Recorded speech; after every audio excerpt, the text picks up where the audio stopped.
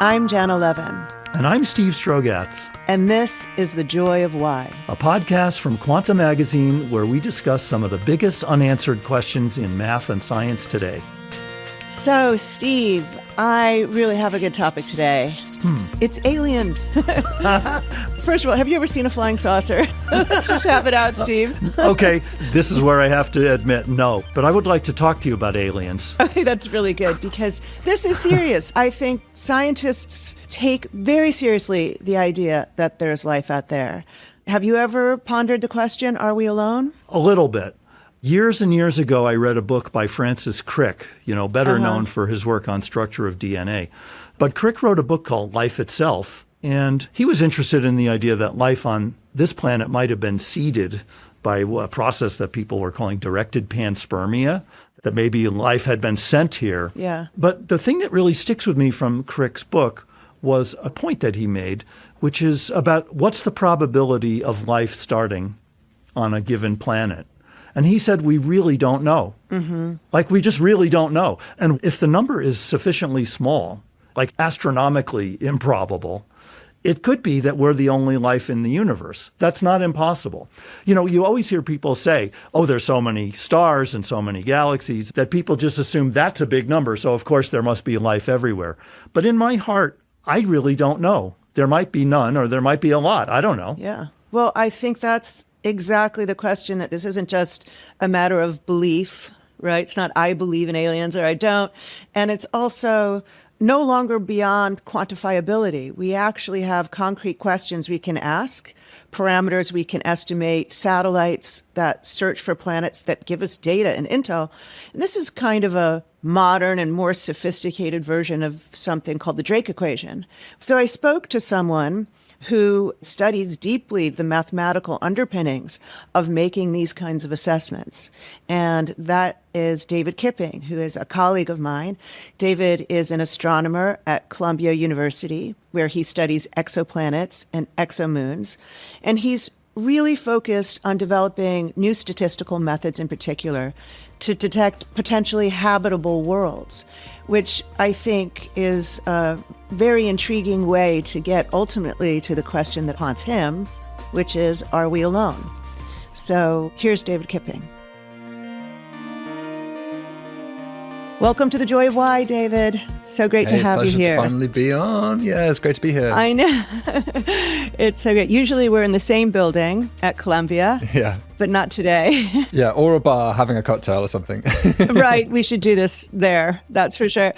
I have to say, for a Columbia Astronomy Lab, you have one of the best names around. So you call your lab the Cool Worlds Lab. Can you help people understand the origin of this name?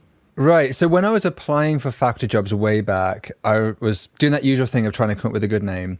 And my PhD advisor, Gaspar Bakos, he said, whatever you do, don't call the lab Kipping Lab. Don't call it after yourself. Don't be that guy. And there was a group in San Diego called the Cool Stars Group, and there's a big conference called Cool Stars. So Cool Stars obviously focusing on these M-dwarf stars, these low-mass stars, which it's really easy to detect planets around them. There's a lot of interest astrobiologically around these sorts of stars. So there was a huge amount of interest about those, and I thought, hey, by extension, it's the cooler worlds that we also care about. It's not the hot Jupiters so much, at least not for me. It's not the hot Neptunes. It's the planets that are further out in the temperate zone where life is possible, where moons can be possible, not because of the thermal temperature, but almost the dynamical temperature has cooled down. So everything just gets more interesting when you're far away from the star. So that was the story behind the name. Yeah, that's interesting. You're already raising scientific questions because people are hearing terms like certain dwarf stars, but also Jupiters and Neptunes. So this idea that planets are replicated, the ones that we see in our solar system, here we are with our 8 planets, and then we see similar kinds of planets around other stellar systems. Is that a surprise? If you go back 20, 30 years ago, before I was in the field, I think people didn't know. There was an expectation.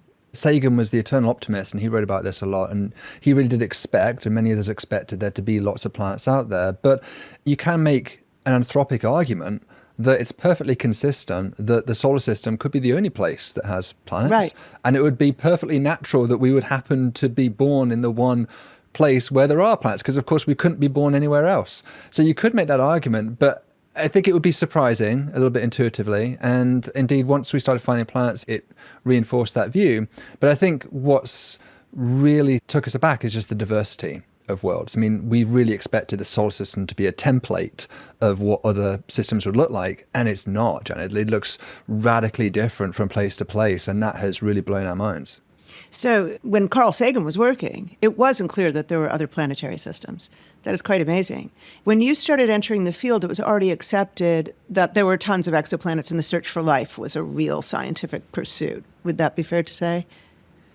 Yeah, I mean, so I was doing my PhD up to 2011. Kepler launched 2009. This was a mission that NASA launched, which really transformed our understanding of planetary systems because it discovered not only thousands of them, we went from dozens to thousands in the space of a couple of years, but it also probed down to really small worlds. So before we were only really sensitive to largely Jupiter mass, Jupiter-sized planets, and Kepler pushed us all the way down to Neptunes, super-Earths, and even some planets comparable to the size of the Earth. So that blew us away.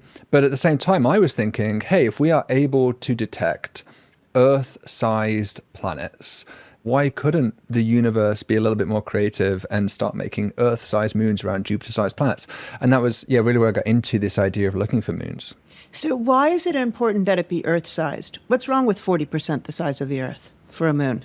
Nothing's wrong with that. It's still fascinating. It's still wonderful. It might be a challenge for life. When you make a world, not necessarily just a planet or a moon, but just a world smaller and smaller, obviously its surface gravity decreases, its escape velocity decreases, and thus it's easier for gas, for an atmosphere to leak off through what's called Jeans escape, or even hydrodynamic escape if there's ultraviolet radiation smashing into the top of the atmosphere. So those processes erode away atmospheres, and we think that's why Mars doesn't really have a thick atmosphere. The atmosphere of Mars is 0.6%, I think, the density of Earth's atmosphere. Yet it's further away from the sun, so it should be easier in a thermal sense for it to hold onto an atmosphere. But of course, it's only 10% the mass of the Earth. So that explains it. We think that it probably did have a thick atmosphere in the past because we see all this evidence for liquid water. We see these riverbeds and river deltas and valleys that have been carved out by water. So it somehow lost it because it's essentially wasn't massive enough. So therefore, that could be a problem. If you want to have a habitable moon, you probably want it to be larger than that of Mars. Otherwise, you might be restricted to things which are beneath the surface. And of course, there is interest in that with Europa and Enceladus of subsurface life. But if something like we have, doing agriculture and a civilization, that might be difficult to have if you're too small. There seem to be a lot of things that went into the reason that the Earth, if it's not the only planet in our system that evolved life ever, it's the only one that radiated plentifully, as we see now. And the factors, as you've already mentioned, this kind of temperate zone, the existence of oceans, and things like plate tectonics, that really surprised me. And maybe even the spin axis of the Earth, which could have been from an early collision. So how much do all of these factors participate in the ability for life to take hold and really radiate? Truthfully, we don't know. We can speculate about each of these factors, and there's reasonable speculation about all of those. Plate tectonics, we think that's probably necessary for a carbon cycle. And we think a carbon cycle is probably essential for having enough carbon left over for life to thrive and to keep going on the surface. Otherwise, you could just deplete it over time. And then you've got other factors like the axial tilt. And again, people argue about that. You could think that an axial tilt is essential because if you had the North Pole pointed right at the sun for 3 months of the year or something, that would seem bad news for life. But on the other hand, we have extremophiles who seem very robust and can thrive in all sorts of environments. So maybe life would be fine without that. But maybe it's us, really, that we're talking about. It's agriculture. It's a Neolithic revolution.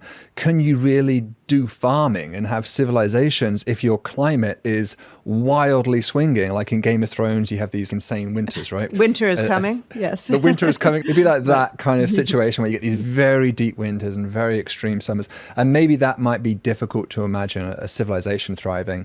It's difficult to know exactly where these boundaries are. But there may be a lot of other parallel tracks to the way life arrived here.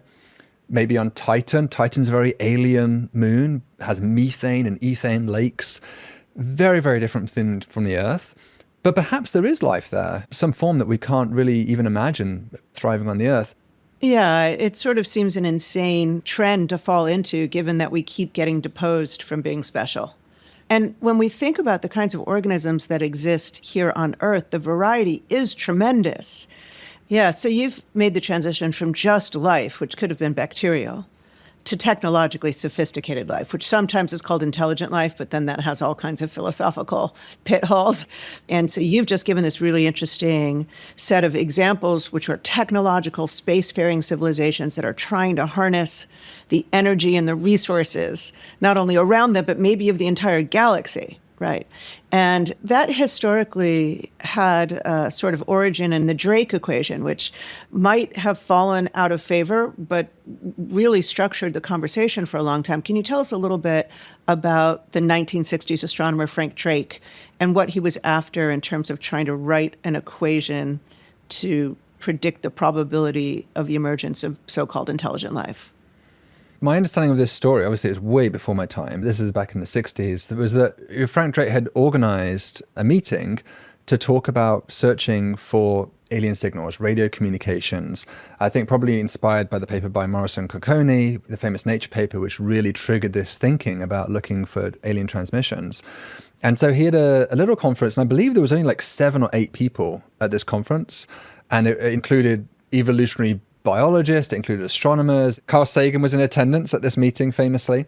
They called themselves the Order of the Octopus. I do know that. I think because there was an octopus expert there, and they were inspired to name themselves the Order of the Octopus after he gave a great talk about octopuses. It would have been a fascinating meeting to have been historically tracked. But during that meeting, Frank Drake apparently wrote down the Drake equation for the first time. And the purpose of it was really to organize the meeting. And so it was a way of just like breaking out the problem into these bite-sized pieces. You know, how often does life start?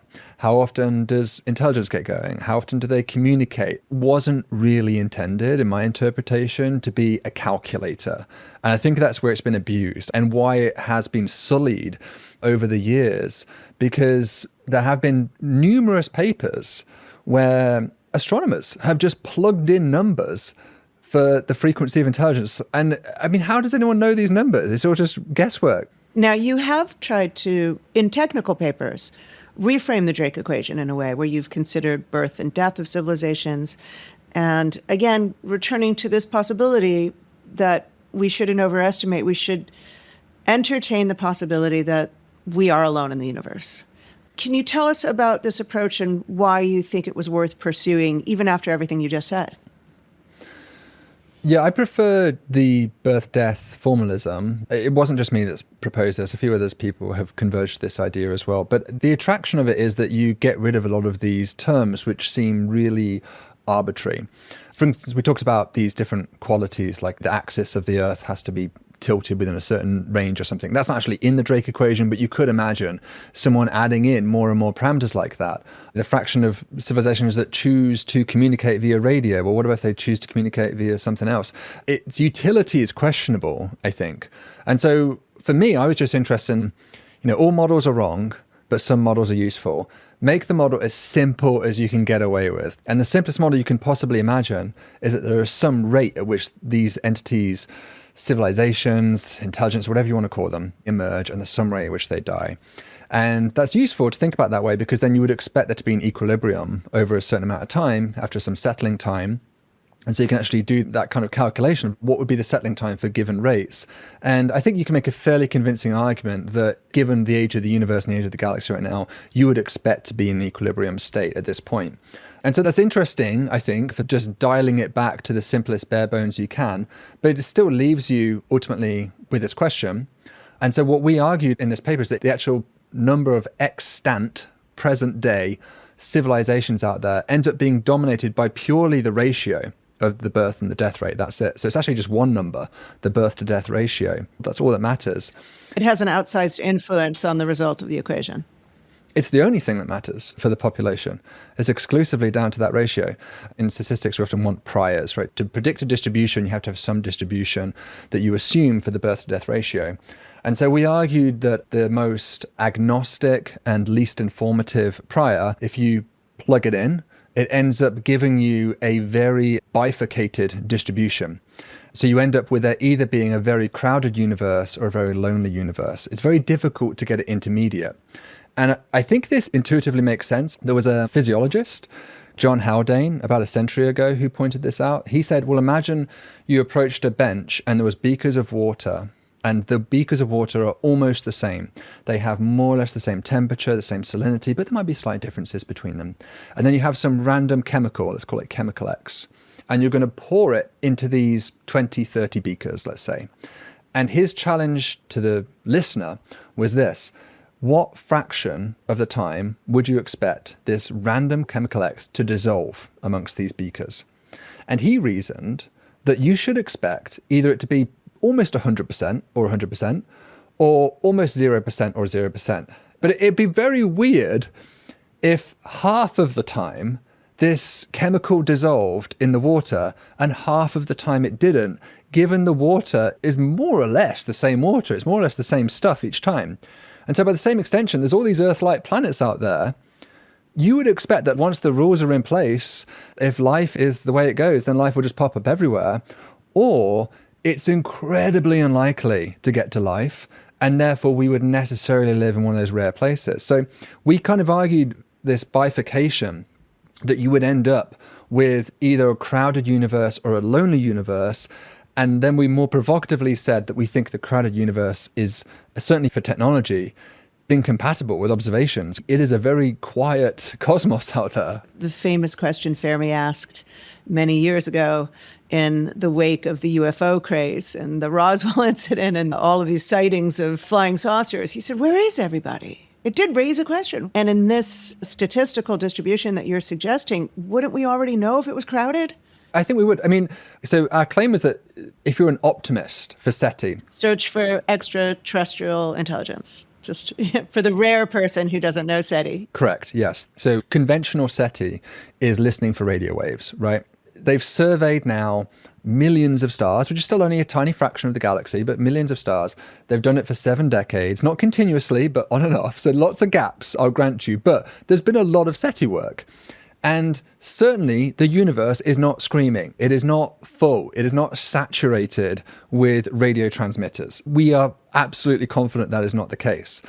So in this framework where you would expect to have either crowded or empty, it more or less rules that out ab initio. It's done. You can't possibly have that. So therefore, in our thinking, a SETI optimist has to live in this valley where it's not 0, but it's not 100%. And they are hoping that basically 10 more years of SETI will push us just over the edge from 55% coverage. There'll just be enough that you'll get over. And we just argue that's statistically very unlikely, that you'd live on that knife edge where we're just behind the curve. So I don't want to say don't do SETI, because there's always surprises, especially if we're going to do it in different ways rather than radio SETI, looking for laser signals, thinking about other means of communication, even neutrino beams, gravitational waves. But I think looking for simple life is a complete unknown. Like in that dichotomy of crowded or empty, it could be full. Like Mars could have life beneath its surface, Europa Right. and Enceladus. We have no constraint on that. It's just that for whatever reason, it doesn't ever get to radio transmitters all over the place. So what's also interesting is the sort of mathematical techniques that you use to explore these problems theoretically. It's not simply evaluate this parameter, plug it into the equation. You're actually thinking more about this in a statistical approach that allows you, in some sense, to transcend some of the details, precisely because you can make assessments, sort of fine-tuning, right? It's either crowded or rare. So in a way, you seem to be saying that just statistically, using that kind of analysis, technology might be rare, but life could still be plentiful, just simpler life. I mean, the idea of SETI pessimism, you might call it, of being down on the odds of this actually goes all the way back to Sagan, who was an optimist, but he got into a big debate with Frank Tipler in the 1980s, because Tipler pointed out that imagine we have self-replicating probes, right? A machine that can make another version of itself, duplicate itself. Now, then in the 1960s, John von Neumann, who first imagined that seemed kind of fantastical. He was looking at trends in technology and doing a big extrapolation. But I think today it seems quite prescient. It seems possible. There was a recent study that estimated a machine now could reproduce 70% of its mass. So we're 70% of the way there to a self-replicating probe. It's not that hard to imagine someone launching one of these things. And in some extreme versions of this, you could imagine it just propagating across the galaxy. 1% the speed of light is plenty. And you could convert the entire galaxy into computer substrate, which the galaxy just becomes a giant data center in space for AI training or something. It does feel very prescient right now. And that clearly has not happened. The galaxy hasn't been converted into a giant computer substrate because else we wouldn't be here. So Tipler argued that this is the strongest constraint that we have. This requires that less than 1 in 100 billion stars ever produces self-replicating probes that just do their own thing. Now, however contrived you think that might be, 1 in 100 billion is a really small odds for like just someone somewhere has to do it once. And so Sagan didn't like that because Sagan was an optimist. And so he was pushing back saying, you know, there's all these reasons like the probe might have finite range. It might be like there's a zoo hypothesis. Aliens was watching us. It's like the Star Trek Prime Directive a little bit. But all of those have been studied really in depth. We could talk about any of them, but they've all been thrown aside largely. And I think the original claim by Tipler that this is really difficult to reconcile with our very existence, that self-replicating machine has never done this. The universe has not woken up. Matter has not transformed into intelligent substrate at this point. Right. Apart from like our brains maybe. And so that is kind of a profound constraint on what happens in the universe. Yeah. Okay, so I have to, at this juncture, ask you to address the issue of the UFO files. People are very caught up in this. What do you say when people are arguing, well, how do you explain 3 dots on the horizon from the Apollo mission? Or how do you explain these grainy photos these expert pilots are seeing in their equipment? What's the response you have to that? Well, obviously, there's a lot we can't explain. You just have to be candid about that. I mean, there's plenty of observations that James Webb has taken that we can't explain. We don't fully understand why galaxies are so fully formed in the early universe as they are, and why there are quasars in the early universe. I mean, there's always stuff we don't understand. It's aliens, David. Yeah, and that's actually exactly the point that worries me, Jana. That aliens is like the Band-Aid explanation. It's God. It's just saying God did it, aliens did it, because it's too flexible as a hypothesis. It can explain anything you want. Why did your alarm clock not go off this morning? Aliens did it. And so that worries me a bit as a hypothesis, just from the kind of like the Popperian standards of how we even talk about falsifiability in science. So the fact we don't have an explanation is not evidence for aliens. That's just the first thing we should discount. And then the idea of more specific evidence for UFOs, it's mostly actually personal testimony. But the actual videos we've seen, not very convincing. So, you know, there's these 3 videos the Pentagon released. There's no range information on any of that. So it's very difficult to know whether you're looking something like right in front of you in the foreground or far away.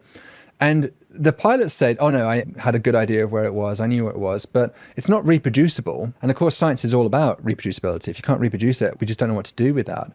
So I think in a nutshell, my big issue with the UFO claims has been that we can't even ingest it into science. If I'm going to ingest any scientific claim, I need to know 2 numbers, the false positive rate of that experiment and its true positive rate. And I've proven this in a Bayesian paper. There's no way to interpret an experiment if you don't know those 2 numbers. Because if your false positive rate is 99% and someone says, I saw a UFO, it's almost certainly a false positive. You have to know these numbers in order to make sense of it. There's no way to even ingest these claims into science as they currently stand.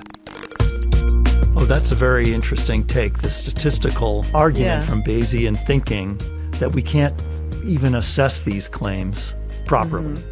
That's very much his expertise. He's really brought to the fore these kinds of ways of thinking that have allowed him really to make progress instead of saying, hey, does this specific one planet right here have life, right? It's easier to talk about the collective and what trends we might expect and to deduce from there. Yeah, I was very interested, I would say captivated, because we are hearing so much these days from what seem like credible, maybe not quite credible. I guess what I'm thinking is the people that were military that don't seem like they're prone to exaggeration, that saw something they can't explain. Oh, And I yeah. thought the humility of David's reaction, that there's so much that we can't explain. Why would we leap to the alien idea? Why don't we just say, there's a lot of things we can't explain and just live with that? Yeah, I absolutely agree with you. I don't feel that we should be disparaging people who are coming forward and reporting sightings. We should absolutely be collecting all kinds of data and information on observations citizens and experts are making of unidentified aerial phenomena. That's respectable, admirable. But the leaping to this is aliens is problematic. I wanted to ask you some things about that because it seems like it's right in your wheelhouse. I mean, it is so problematic given what we know about cosmic distances and given our understanding of the speed limit of the universe set by the speed of light. Yeah. I was just looking up the numbers to remind myself this morning. Just within our galaxy, the types of numbers we would be talking about, like if we imagine that an alien came by spaceship from a planet around some star in our galaxy, that would be on the order of tens of thousands of light years, even if they were going at the speed of light. We didn't even have civilization 10,000 years ago. Yeah, we're talking, to David's point, either there have to be a huge number of civilizations for that to be viable, that we overlap and communicate. Huge number, because they're traveling, let's say, 100,000 light years to cross the galaxy at the speed of light, right? To get all the way across the galaxy. So yes, there's a lot of planets and star systems and moons within that range, but we haven't had civilizations for hundreds of thousands of years. We've had civilization, as you said, really just for a few thousand, and we've only had technology for a couple hundred years, right? A couple hundred years, and it's unclear that our technology is sustainable, that we'll be able to keep having electricity and energy for everybody on this planet sustainably. So we might only have had a few hundred years of technology total. And that might be it. So you're talking about trying to overlap across these incredibly vast spatial distances and this incredibly long timescales in a bleep, right? An absolute bleep. And then it becomes, well, if we do overlap, then probably there are a whole huge ton of civilizations, because then they're in our backyard and they came really close. And then by coincidence, they overlapped with us in time. And if we don't, well, that kind of seems like, yeah, maybe that's just the odds. Can I just ask one thing that's silly? I mean, because there's always this question of, is there biological evidence? Like, do we have the dead alien from the crash? It's so perplexing that these civilizations would be good enough to travel at close to the speed of light, or they develop wormhole technology, but they can't land safely in Kansas. Exactly, or they can't keep hiding from us very successfully. Well, we can't get enough of aliens, but I think we've locked that down. Good. Well, I want to listen to more. After the break, we're going to zoom out to exomoons, and that refers to moons outside of our solar system. So we're going to discuss what exomoons mean for the search for life in our universe.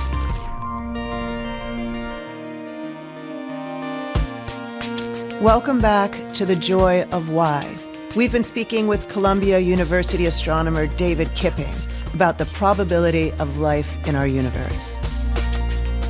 So you've used this sort of deep statistical thinking, not just to analyze theoretical concepts like the Drake equation, but really importantly to actually search for places where life might emerge. And we already mentioned it lightly, but the idea that moons are a really interesting place to consider. From our own experience, in our system, moons are plentiful. There are hundreds of moons in our solar system, which is really kind of amazing. What advantage are the exomoons offering you over an exoplanet in the search for life? Yeah, I'll give you my sort of 4 boilerplate reasons why I always say we should look for moons. One is that, of course, as you alluded to, they could be habitable themselves. 2 is that they could influence the habitability of the planet they orbit. So you might have an Earth-sized planet, and I think an obvious question is, well, does it have a moon-like moon around it as well? Because that seems like it had a big influence on our history. We probably want to know that. So you've got those 2 kind of habitability aspects. Then there's just the pure uniqueness question. Maybe come back down to that more kind of mechanistic astrophysicist view. Just how do we get here? What's our origin story? Is the moon like a one-off fluke that just very rarely happens? Or is that an inevitable part of terrestrial planet formation, that you end up with these large, almost quasi-binary objects? There's lots of strange moons, and like Triton goes around backwards around its parent planet. You've got Uranus tilted over with its moon system. So there's lots of curiosities in the solar system that from a singular example, it's difficult to know, like, really, how does this story play out in other environments? So I think just uniqueness is another reason. And the fourth one is kind of subtle, and that's thinking about next generation missions. I mentioned we want to build a successor to James Webb one day. It's probably called, at the moment, the Habitable Worlds Observatory, HWO. But it will hopefully one day take a photo of another Earth. It'll be a single pixel, but it'll be a single blob of light. They're like the pale blue dot. And from that pale blue dot, we'll split the light up into a rainbow, essentially like the prism, like Newton did. And we'll look for those atmospheric biosignatures that we're so interested in. And moons here can really screw us over. If anyone's ever seen that famous pale blue dot image that I think it was Voyager 1 took, and it looked back at the top, when it was like the orbit of Neptune, it turned around, it looked back and took a picture of the Earth. It's this beautiful image if you've never seen it before. And in that image, it's not a pale blue dot. Even though Sagan described it as a pale blue dot, it's a pale blue gray dot because the moon's in there. The moon's right, it's photobombing right along, right? You can't distinguish it. You can't separate it. They're just one smudge of light. So when HWO takes these images, it's going to be in the same situation. It's seeing what it thinks is a planet, but it's really a planet plus however many moons it has. And when we look at moons like Titan, Titan has a methane atmosphere, methane lakes, it's full of interesting hydrocarbons. You could easily, if you didn't know that was a separate moon, get confused. You could imagine having an ocean world, a terrestrial ocean world, where the water undergoes photolysis, and that means that the H2O splits into hydrogen and oxygen. So you've got an oxygen-rich planet. No life involved, just oxygen from UV radiation, that's it. And then you've got Titan mixed in there, which has methane. So now, from the astronomer's perspective, everything looks beautiful. You've got methane, It's got you've everything. got ozone, you've got oxygen. You'd be like, we're done, that's life. But it's a confounder. It's just something we hadn't thought of. So that's why I think moons are really important. I don't know how we could even look for life with HWO unless we resolved the moon problem. So can you catch us up to date as to where we are in terms of actually observing, not just theorizing, but actually observing the satellite missions, exomoons? So this has been obviously a long quest in my entire career. During my PhD, I came up with one of the methods that we are using today to try and look for these moons, thinking about the dynamical perturbations that a moon would impart upon its parent planet gravitationally. And that's kind of how we look for planets. We often look for planets by detecting the gravitational influence it has on the star. So we kind of extended that to looking for these moons. And I think what we know for sure is that Kepler, which, as I said, was this transformative mission, had this sensitivity down to about Earth-sized stuff, moons, planets, whatever it is. And it really didn't throw out many candidates. There's just not a lot there. So out of the 4,000-5,000 candidate exoplanets, we have just a couple of hints of moons in that entire database. So that already tells you Earth-sized moons are not that normal. I'm not saying they never happen, but they're certainly not par for the course. We did find a couple of interesting candidates that I hinted at there, but they both have been very surprising because they're so large. They are Neptune size or even mini Neptune size moons orbiting Jupiter size or super Jupiter mass planets. So nobody really expected that. I mean, it reminds me a bit of hot Jupiters, some of the first exoplanets ever found.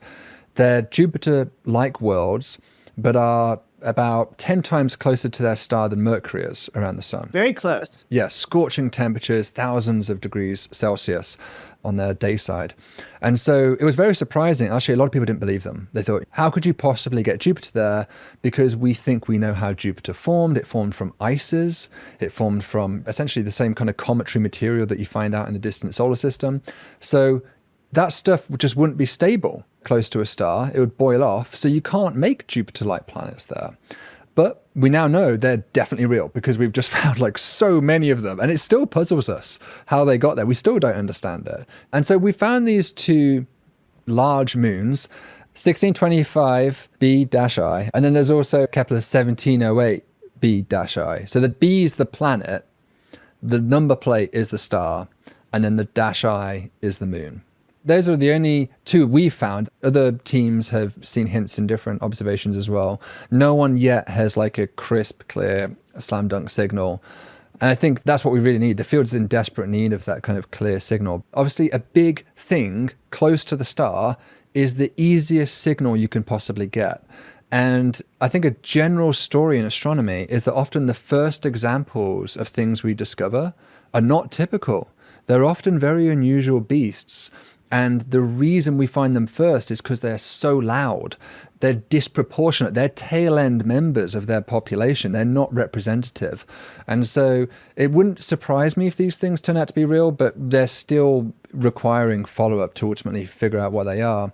But James Webb has been opening up a lot of doors for that. So the Kepler sample you're talking about is within a few thousand light years. So our galaxy's over 100,000 light years across. So this is still pretty much, as you've said, we're really only probing our region of the galaxy. How is James Webb Space Telescope changing some of this story?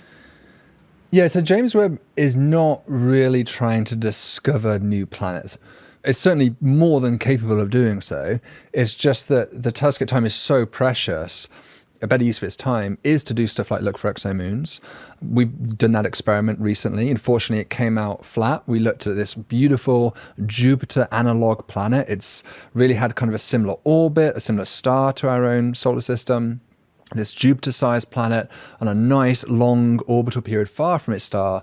We searched it for moons down to about the size of sort of Ganymede, so the largest moons of Jupiter, and we don't see them. So that's already really interesting. Another experiment we've been doing is actually measuring the oblateness of exoplanets, which has never been done before. But you can actually tell whether the planet is a pure sphere or slightly ellipsoidal, which of course planets really are. They're oblate spheroids, because as they rotate, they bulge out at the sides. And so they get these kind of love handles, like the Earth has, slightly wider equator than it does the North-South pole. And Saturn's actually pretty extreme. That's actually quite detectable with James Webb. So it's such an impressive machine. There's no need to use it to find planets because it can really characterize the planets, and especially atmospheres. Well, let's talk about atmospheres. We've talked a little bit about technological signatures. We haven't talked that much about the biosignatures. Would that be a reason why astronomers are obsessed with atmospheres? Because they're looking for biosignatures for the emergence of life? I think we want to get there. I think a lot of us are dubious James Webb is sensitive enough to detect biosignatures. If you take the Earth, and even if you put the Earth around a very favorable star, so a nearby star, and make it a small star, because the smaller the star is, an Earth-sized planet will block out more of its starlight. And so it's easier for us then to actually measure these atmospheric signals. And even in those very favorable conditions, the signal we're looking for is that the planet effectively appears different sizes at different wavelengths of light. And the wavelengths of light corresponding to, say, ozone absorption, you see the planet puff up a little bit. And what that's telling us is that there's a molecule, ozone in that case, that really likes to absorb that wavelength of light and therefore make the planet appear a little bit larger. So we think that's how you would potentially detect ozone. It's just that the telescope isn't quite sensitive enough, unfortunately, to get most of those biosignatures. We think of things like methane, ozone, phosphine, dimethyl sulfide has been proposed recently as well. There was a claim actually of dimethyl sulfide. Maybe some of your listeners might know that using James Webb, but it's really spectacular levels compared to what we have on the Earth. So a lot of people are skeptical it's remotely possible that could be a biosignature. There's just way too much of it to make sense for certainly an Earth-like biosphere. But there's a lot of controversy with some of these detections. But I think most of my colleagues think that it's just beyond the ability of James Webb to detect biosignatures. But that's fine. Probably a more basic question you might ask is, do Earth-like planets even have atmospheres to begin with? Or are they barren rocks? Because the moon doesn't have an atmosphere. Mars doesn't have much of an atmosphere. Mercury doesn't have an atmosphere. And so there's a huge program right now with James Webb called the Cosmic Shoreline Program, which is to look at a group of planets which are Earth-size in the habitable zones of their stars. And the question is whether the planets even have atmospheres, because M dwarfs are quite active. They throw out these huge coronal mass ejections, these stellar flares. And so there is a concern that maybe the atmospheres are gone.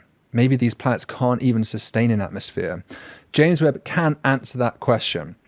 So that's what this program is doing. So it should be able to tell whether Earth-sized habitable zone planets have an atmosphere or not. And that would already be a massive breakthrough. Amazing.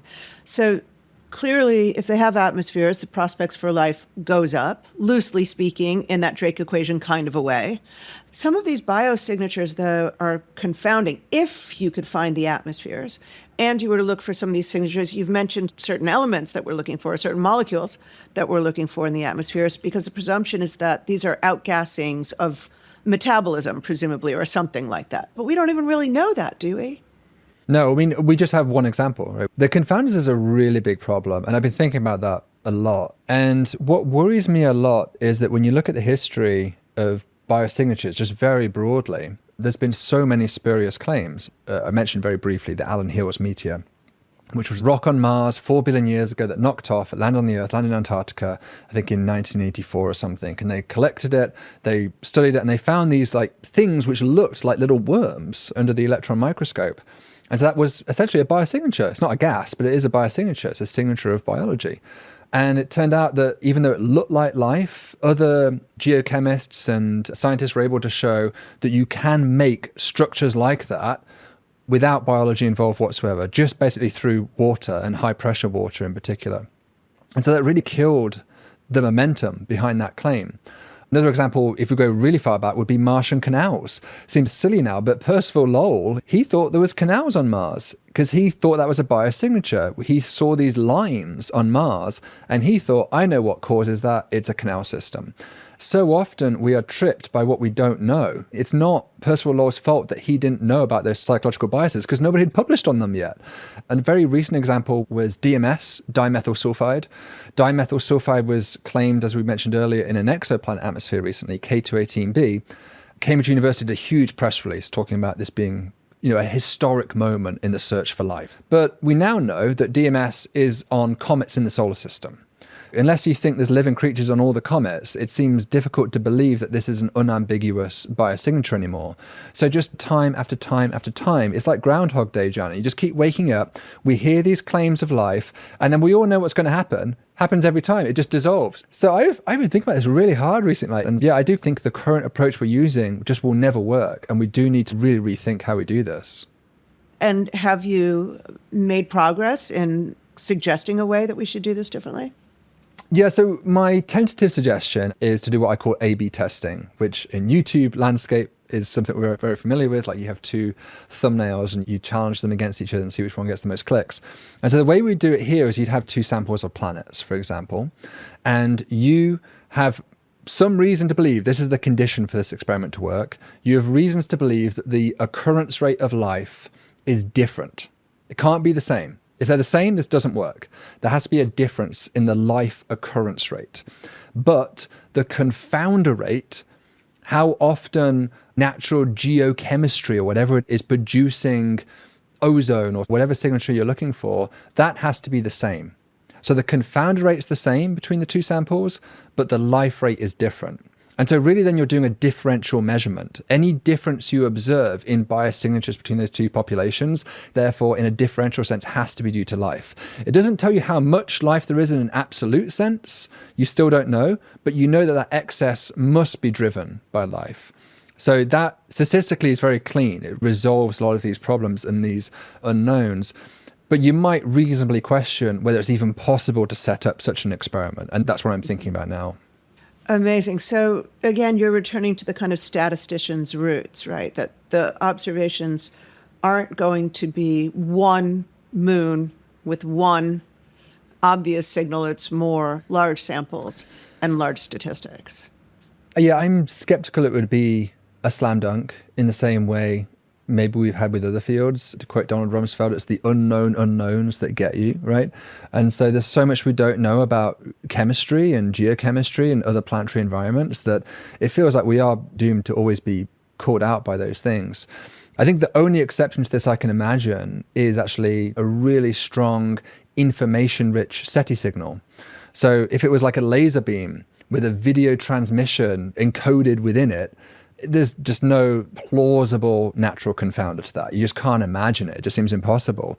But with biosignatures, those gases are very information weak. Really, all you measure is that gas is there and an abundance, maybe, if you're lucky. And that's about it. So it's that informatics perspective, I think, that really endangers biosignatures. They just don't carry a lot of information to begin with. So how do you place yourself in the optimism-pessimism spectrum? Are you searching for life scientifically because you believe that this is a viable result within your scientific lifetime? Or are you more, I'm interested in planets and moons from the aspect of astronomy, regardless of the discovery of life? I'd say I'm hoping and I'm more interested in the idea of life. It is a great dichotomous split, I think, that you just gave there. And I think a lot of astronomers are driven by how does the universe work or are we alone? And those are like two very basic drivers, a lot of astrophysicists in different ways. I mean, I'm interested in both, but I'd say I'm probably more driven by the latter. However, am I an optimist or a pessimist? I honestly try to be, it's a little bit of a cop-out, but agnostic and forcefully agnostic because I'm so terrified of experimenter's bias. And we've seen this so many times in history of scientists even claiming life, claiming this comet is an interstellar ship, claiming this little rock on Mars is a face, claiming this fossil from the Alan Hills meteor. Bill Clinton stood on the White House lawn and talked about that as evidence for life on Mars, and now nobody believes it. So many times we've got caught up in that excitement of optimism. And I think the lesson for me has always been like, just try and remain sober. Just try and look at it objectively and require those high standards of evidence that we apply in all other aspects of our science. It's not different when we look for life. So I try to remain objective. And I think, honestly, it is perfectly consistent with everything we know about the universe that we are alone. There's nothing we know about the universe that rules that out. It is within the realms of possibility. Well, given that we're alive and we're here and we have the luxury of looking deep into the sky, what is it about this exploration that makes this the way you want to spend this precious life that we have? For me, it's very much just curiosity driven. It's just, these are the things I've always wondered about life in the universe, what else might be out there. I've always dreamed of visiting other stars and seeing their planets. It's just that pure, very simple, curiosity-driven fascination with what's out there. And I think if you don't have that, life can feel a bit empty, at least for me. Like, I always get a bit depressed when we're asked sometimes as scientists to defend the technologies or industrial applications of searching the universe for gravitational waves or something. Sure, there is many side benefits and we can list those off, but in a very pure sense, the reason for doing it is the same reason why we do poetry. It's the same reason why we do art. It's that, what is the point of being on this earth if our sole interest is bread on the table, feeding myself, going to sleep, waking up next day, going back to work, and that's your whole life? It's just this pure machine-like process. We're more than that, I believe. And I think looking out and wondering about the universe, it enriches our soul, enriches our human nature. I would hate to live in a world where we didn't ask these questions. And I think it's a real privilege, certainly, that I've had a career where I've been able to dwell on some of these questions and think about them so much. Such a pleasure to talk to you and to share your stories and your insights and your ideas about the future of discovering whether or not we're alone. It is really a delight. Thank you so much. It's always a pleasure, Joanna. Well, I want to agree with that. I have often tried to make that argument myself about enriching our soul. But there's a very natural reaction to have to that, which is we fund, or at least we used to fund, science, but we don't really fund poetry. Why should the taxpayer invest in science if it's another form of poetry? Yeah. And what do you think the answer to that question is? I think it's much more than poetry. At least it's very different from poetry. It's partly poetry. It's many things. I mean, it's a really serious question, especially in the age of artificial intelligence, where so many of the things that we're doing, we have to ask, why are we doing them? I don't know. Yes, part of it is for soul enrichment.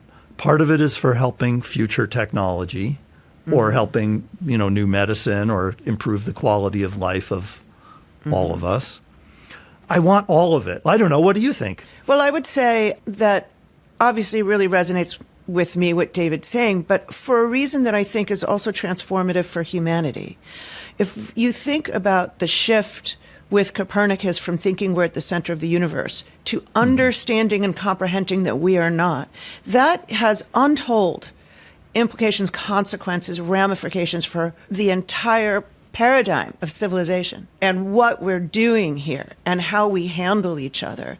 And so I think it can both be the dreaming blue skies approach and have implications for the future of humanity. I think Earthrise is a very good example of that. Looking back at the Earth as it rose over the moon in the Apollo missions, initiated environmental movements. It really gave people a strong sense of connectivity on the Earth and kind of the limitations and evils of tribalism. So it changed culture, right? It changed civilization. And so I think we can do both those things. I like your answer a lot, that it gives that this cosmic perspective, as someone like Carl Sagan might have called it, maybe he even used that phrase, gives us a kind of humility and maybe makes us better people. And if, as you say, like when we're talking about alien civilizations, that our whole civilization is a blip in time, each of our individual lives is an even shorter blip in time. And why not be as good as we can be for that blip?